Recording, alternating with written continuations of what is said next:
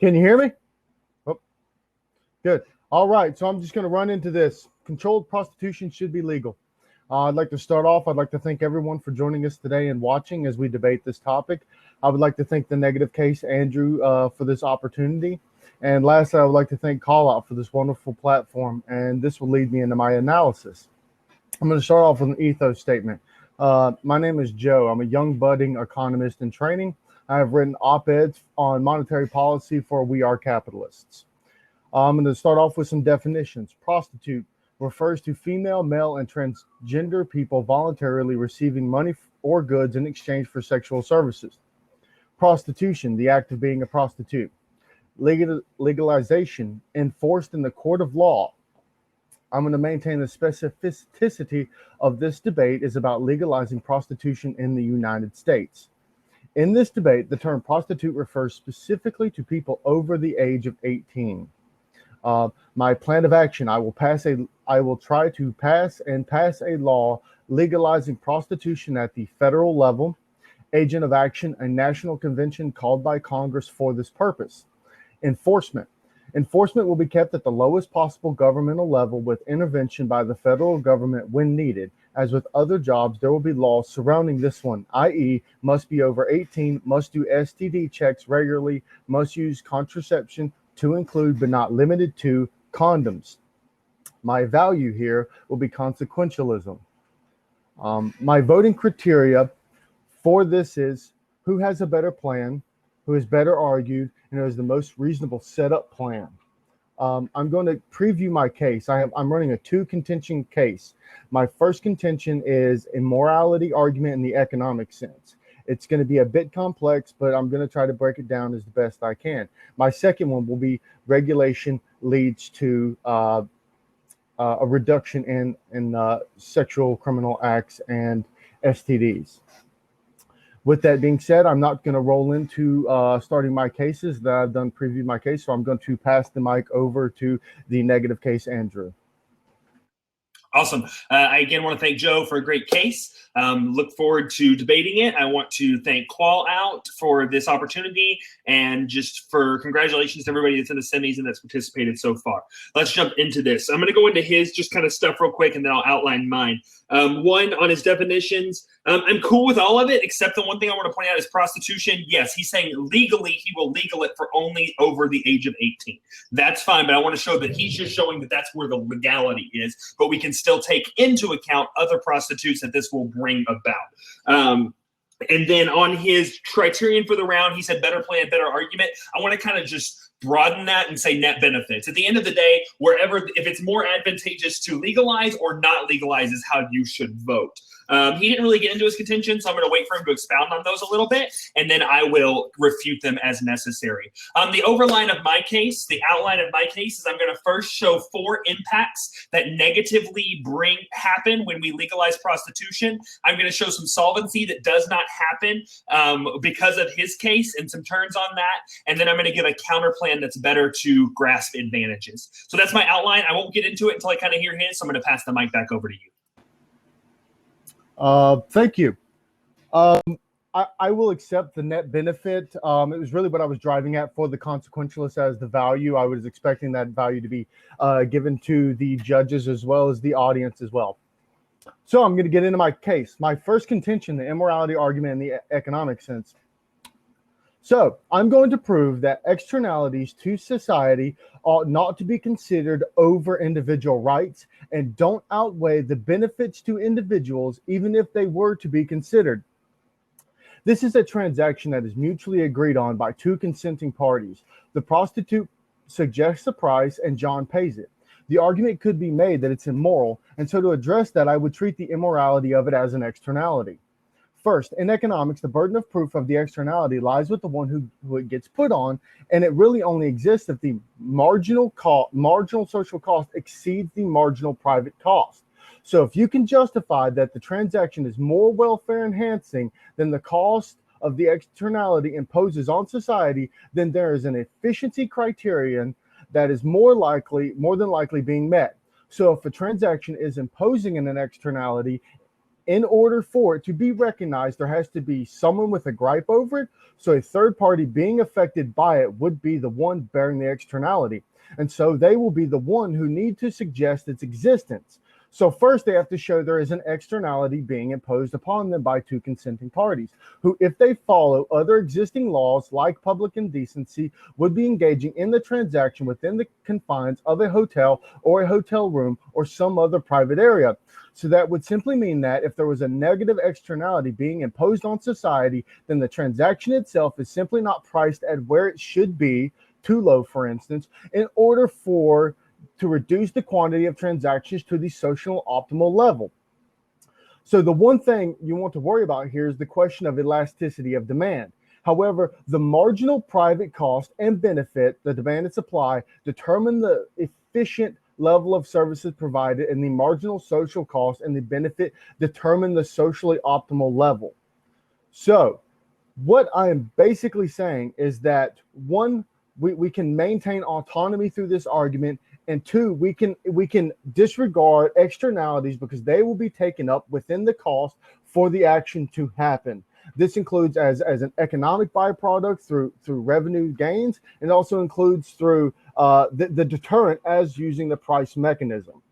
That is my first contention. I have 15 seconds left. So I'm going to preview my second case, which is about legalizing prostitution and the regulation into the market, thus protecting workers with laws. Okay, I'm going to get into my case, and I think my case defeats part of his, so we're going to just get into it. Impacts of legalizing prostitution. One is an increase in sex trafficking. Donna Hughes stated in her book, legalized areas of prostitution have seen a 75% increase in sex trafficking within their regions. Two, child prostitution. The Netherlands, according to an article, 10 Reasons Against Prostitution by Raymond, when the Netherlands legalized prostitution, the number of children in prostitution increased 300% between 1996 and 2001, with over 15,000 children involved. Three, women's choice. A study done in Raymond's book said that 67% of law enforcement officials stated that women do not enter prostitution voluntarily. B, 72% of social service providers agreed with that conclusion. Four, women's health. Condom use, although brothels have enforceable condom policies, in a study done by Raymond, 47% of women in prostitution stated that men expect sex without a condom. 73% of men offered money for sex without a condom. 45% of men became abusive when refusing condom. The second on women health is, although 60% of women reported buyers had sometimes been prevented from abuse, 75% of women fear for their life during acts of prostitution.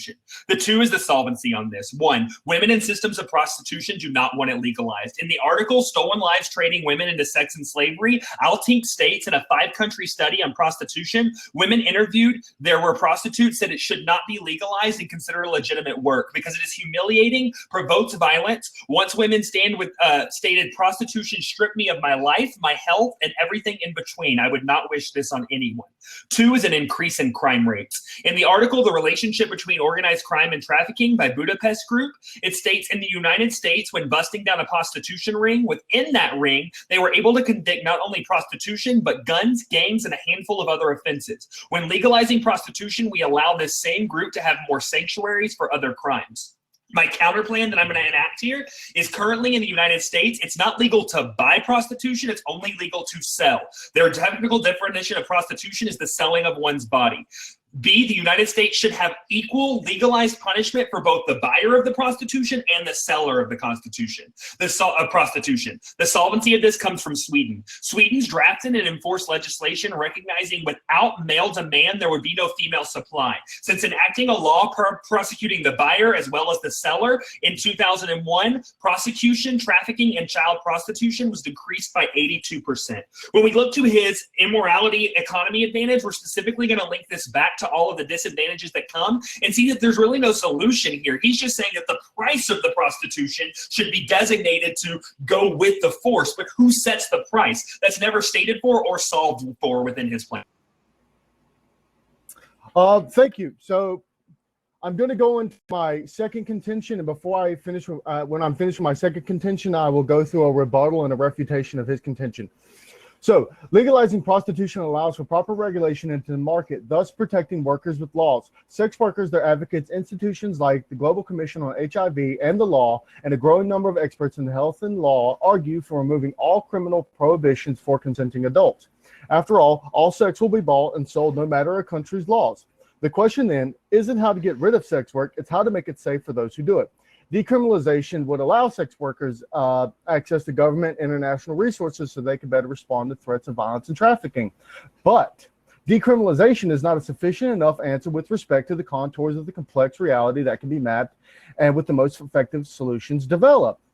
What should we be doing is, instead of focusing on protecting and persecuting sex workers grouped under the Better Harm Reduction and supported by the World Health Organization and UNAIDS, or programs that distribute condoms, educate sex workers about HIV and other health risks, and provide them checkups, medicine, and counseling. These programs are sometimes run by sex workers themselves. In India, Sangram monitors condom use, cares for sex workers with HIV and works to bar violent customers from brothel. Anti-trafficking initiatives can also be built into peer-to-peer programs of harm reduction, as Sangram has done.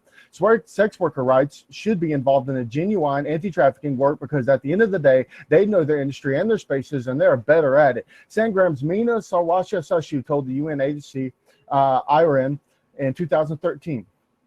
So, I want to go back to the first one that he talks about, increasing sex trafficking. So modern day slavery, what drives human trafficking in Europe? The paper that examines the determinants of human trafficking victims inflows into European countries based on the identified victim numbers. So they use a gravity type model to acknowledge the data, reporting shortcomings of like the refugee corridors and the exploited host countries with weak institutions. So what it basically states is that you cannot directly link the increase in sex trafficking into the decriminalizing or the legalization of prostitution. So he states about women's choice and women's health. His plan, because it's already the status quo, does not have solvency, whereas mine, with the increase in the U.S. Health Department's ability to intervene through it being a regulated industry at the lowest level governmental agencies, that creates the solvency, not his case. Now, he states that women don't want it to be legalized, but I find that funny when there are so many people of these sex workers that are choosing to fight against it, as we can see in Canada, who have tried to get it legalized in multiple accounts. Okay, so let's go down his case a little bit here. First, I want to talk about his contention, and he says that basically we're going to do this by allowing more education, and this allows more talk and things to happen from that. I have three responses from this. One, we're going to look to an article from Melissa Hope in her book, Encyclopedia of Prostitution of Sex and Sex Work, and she specifically says that in her book, it says that in the state of Nevada, which is actually a test case for the United States, there are areas and ways that prostitution is legalized, but because of this, we still see 85% of the prostitution activities that happen in Nevada are in non-legal parameters and non-legal situations. So we can look to the United States and see that even if we legalize it, like they do in Nevada, people don't go about it the right way. The second part is his whole thing on this is education. And he specifically says we're going to educate them on how to do it. Condoms use, different things of that. My response to this is schools. We do that in our schools, and we teach sex ed. We teach how to use condoms. We teach safe sex, and that happens. And we still see teen pregnancy on a rise year over year over year. An article from CNN specifically says that we've had a 50% increase in teen pregnancy since 2007. We still have these in stop. Education does not solve these things from happening.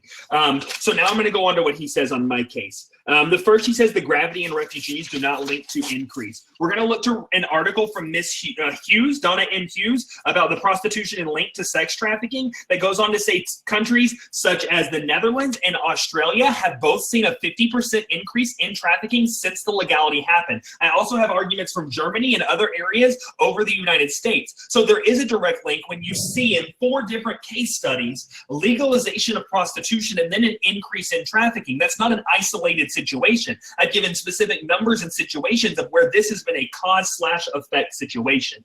2, he says that there's no link on my women's choice and my women's health argumentation. But I'm going to disagree with that and look specifically to the fact of the Sweden situation. And it says that when we prosecute the men, there's no market for the women. There is no evidence that legalization of prostitution makes things better for women in prostitution. It certainly makes things better for government who legalize. It specifically says that without male demand, there would be no female supply. When we start to penalize the males as much as we do the females, we specifically see the situation that happens because of that, and we see that the males don't have the want for it because they're afraid of prosecution, so there's no supply for the demand. So we see that the women's health and the women's choice specifically goes down. Two, all I have to do is negate the resolution, and at the point where I negate it and say it's not legalized, we don't see an increase in this. So even if you don't buy the counter plan, if the solvency isn't there for the affirmative, then it exists in the negative and it exists in the status quo, because this is not bringing it to a broader spectrum.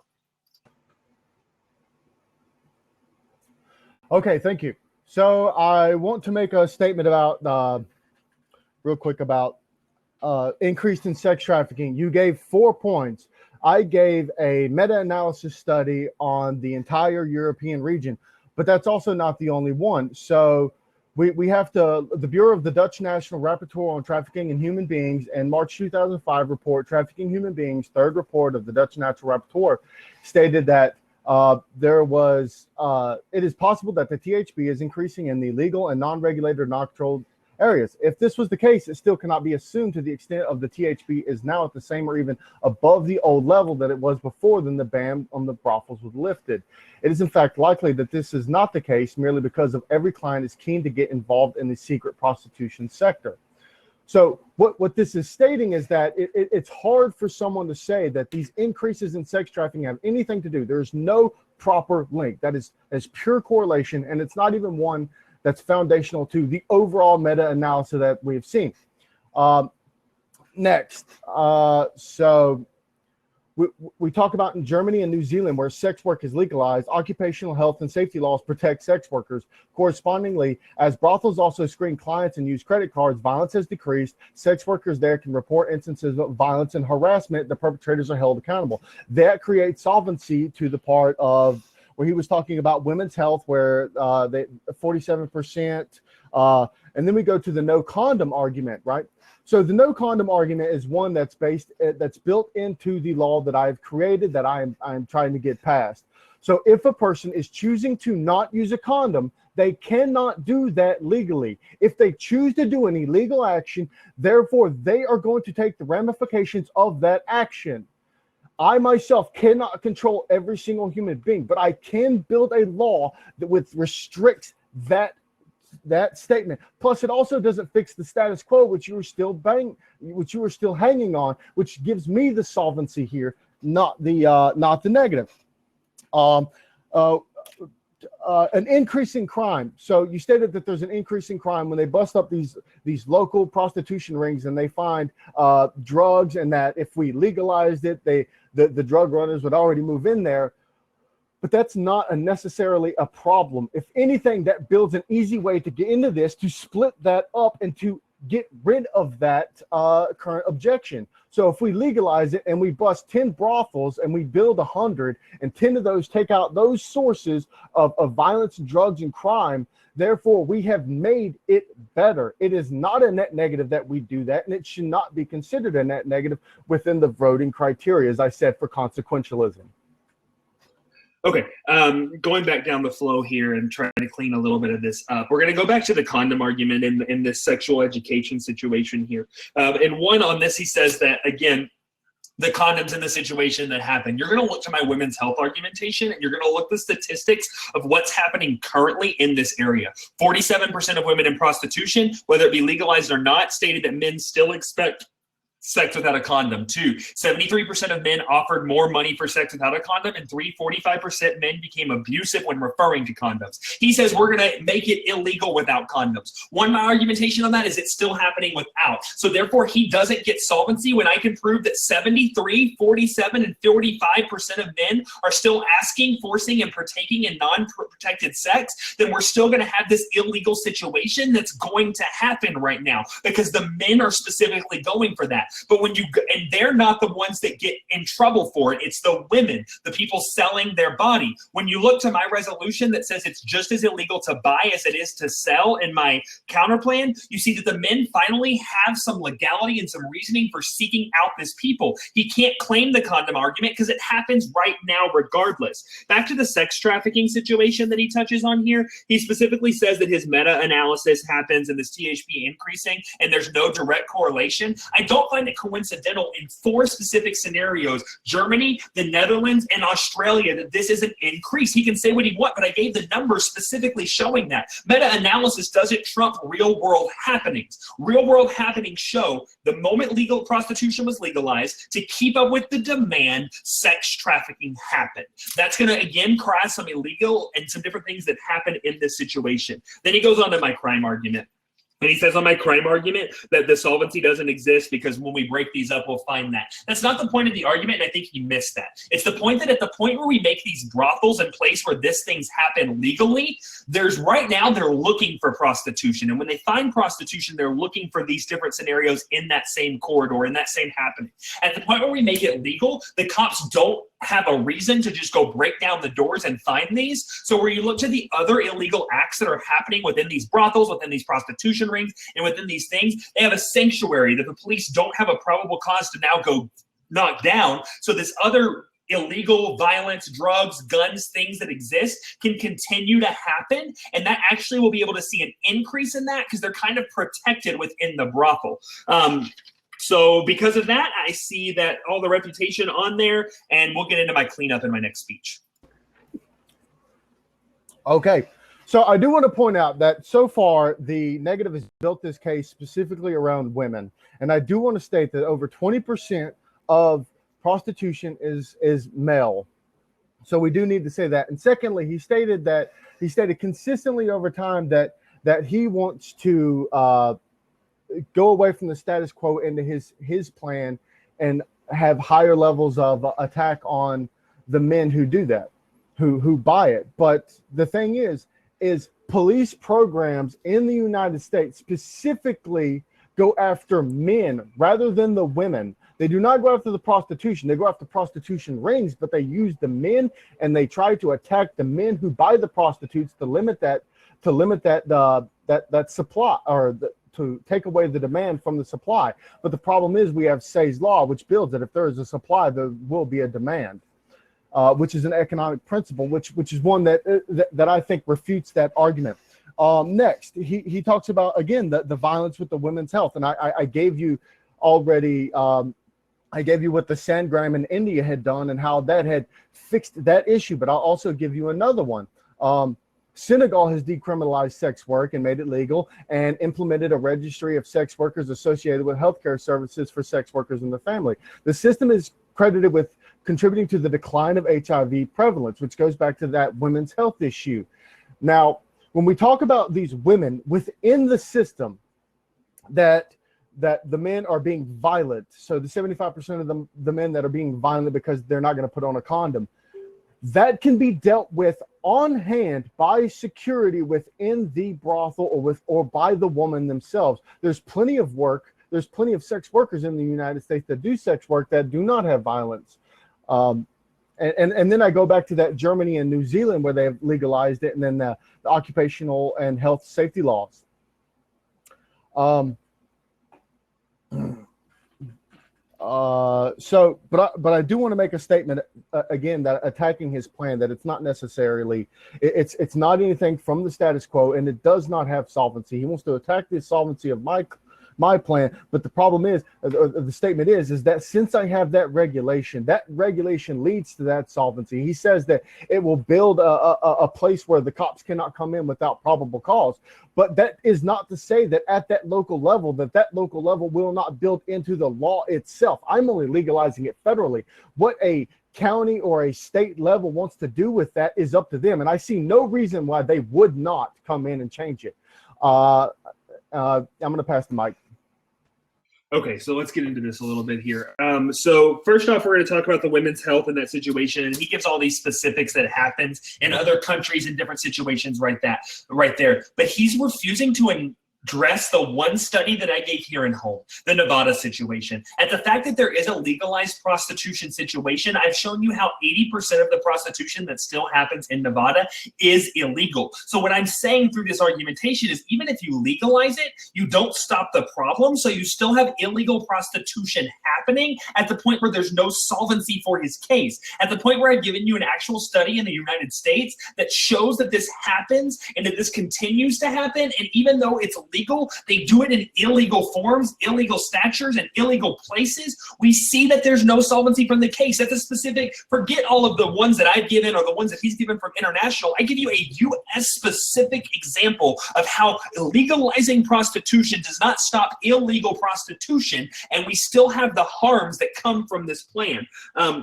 Then we go down into his argumentation on the solvency.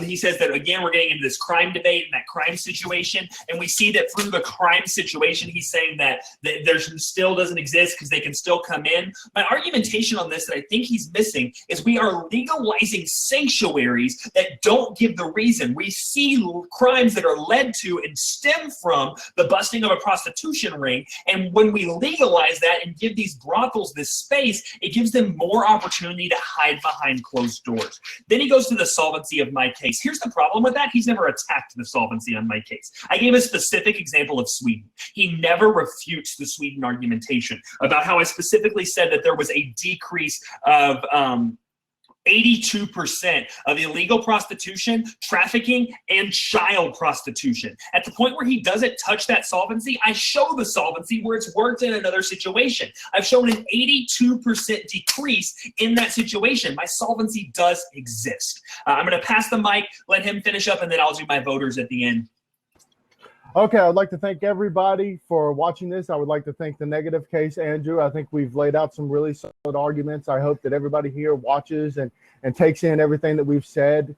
So I'd like to go over my case once again, the immorality argument in the economic sense and building into the externalities in society. They ought not to be considered over individual rights, and they don't outweigh the benefits to individuals even if they do. So the first part, that it's still considered an individual right, has not been refuted. That's something I want to rely on.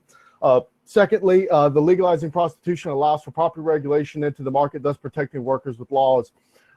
With that, I'd like to harp on this last thing. Thank you so much for this. I hope everybody has a blessed day. Awesome. Okay, so I want to wrap this up with some voters and why I think you should vote for the con at the end of the day. I want to go back to his framework from the very beginning. He says that the way that we should vote on this, and we agreed, is a net benefit situation, the greatest good for the greatest amount of people. Here's what I want to point out first. When you look at his case, he never states an advantage that happens from legalizing prostitution. He never shows a direct economy increase in our place. He never shows a direct decrease in criminalization. He shows that this can happen in this can situation, but he never claims concrete advantages that happen from that. When you look to the negative case, you look at the sex trafficking, which I've shown in 4 different countries. The moment you legalize prostitution, sex trafficking is increased 70 to 80%. 2, you look for my child prostitution, which he never, ever touches. I talk about how child prostitution was increased in the Netherlands. I gave the specific statistic of how it went from 2K to, once they legalized prostitution, 15,000 in illegal children prostitution happened at the point where they legalized it. We made it the norm. You see that negative impact coming off of the affirmative case. I go into the women's choice argument and give you specific statistics about how many people still use non-condoms even when it's legalized. I go into the women's health about how people are specifically even giving situations that happen and where they feel threatened for their lives, even when it's legalized. You go into the women's choice argument, the women's health argument about where people say they wouldn't wish this for anybody in that situation. You see all these negative impacts coming off of the affirmative case, and then you look to my counter plan, the illegal situation where you make it just as illegal to buy as it is to sell, which is not set up in any of these laws. You look to Sweden and you specifically see how the decrease in sex trafficking happened, and you see how this decrease in child prostitution happened, and the decrease in prostitution as a whole happened. When you look at a net benefit scenario, You see the advantages from the affirmative case don't claim any advantages. You look to the negative case, and not only do you see 4 negative impacts, but you see solvency for the decrease of prostitution, which happens on that. Then you look to the crime rate term that I have on his solvency. And you see at the end of the day, from a net benefit standpoint, which the affirmative agreed on at the beginning of his second speech, in a net benefit situation, the con case shows you more negative impacts and con solution. Even if you don't buy the counter plan, you buy the negative impacts that happen with legalization, I still refute the resolution. In a net benefit situation, which would you vote? Again, thank you to Qallout, thank you to Joe for a fantastic debate, and thank you to anybody that might be watching. Have a great day.